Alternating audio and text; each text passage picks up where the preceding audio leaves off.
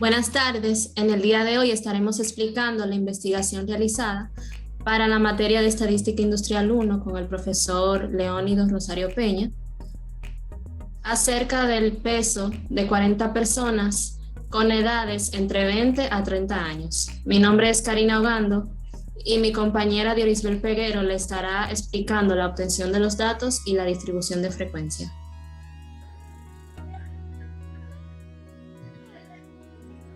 Bueno, lo primero que hicimos fue elaborar una tabla en la cual registramos las libras y las edades de los 40 entrevistados de la edad de 20 a 30 años. Luego,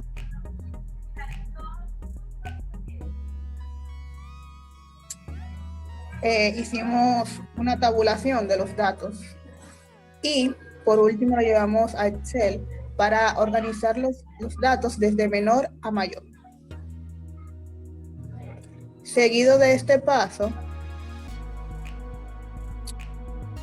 hicimos una distribución de frecuencia para la cual debemos de determinar el rango, el número de clase y la anchura de la clase.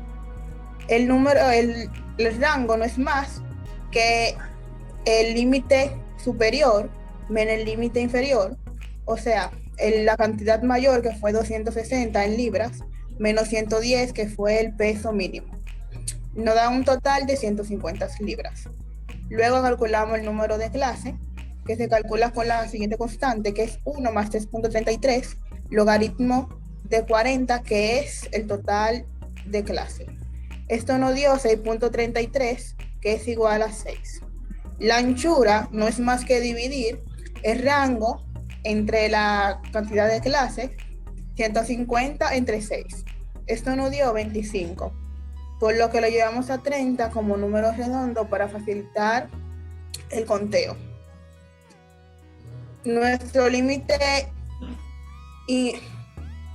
inferior es 110 y el límite superior es 140.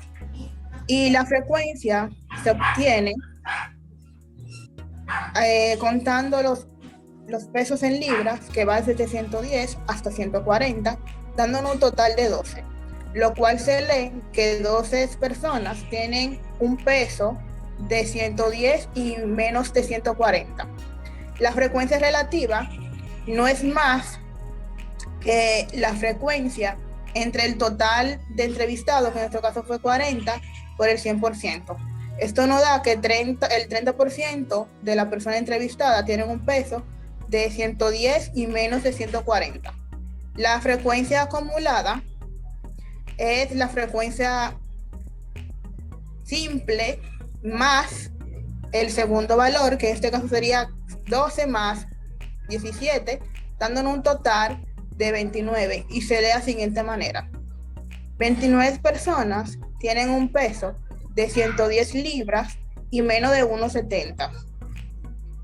Y esa relativa acumulada se coloca en la misma frecuencia relativa y se le suma el segundo por ciento, que en este caso sería 42.5, dándonos un total de 72.5%, el cual se lee que el 72.5% de las personas entrevistadas tienen un peso de 110 y menos de 1,70.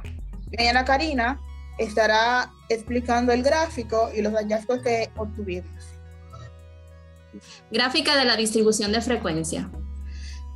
Como podemos observar aquí, tenemos el peso en libras, el límite inferior y el límite superior.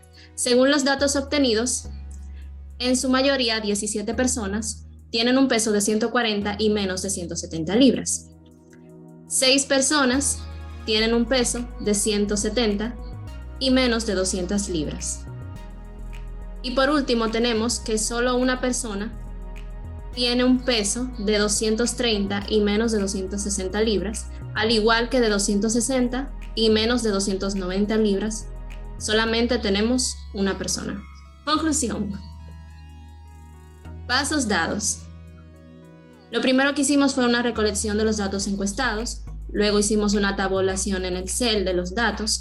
Luego hicimos una extracción de los datos a utilizar, que en este caso serían los pesos en libra.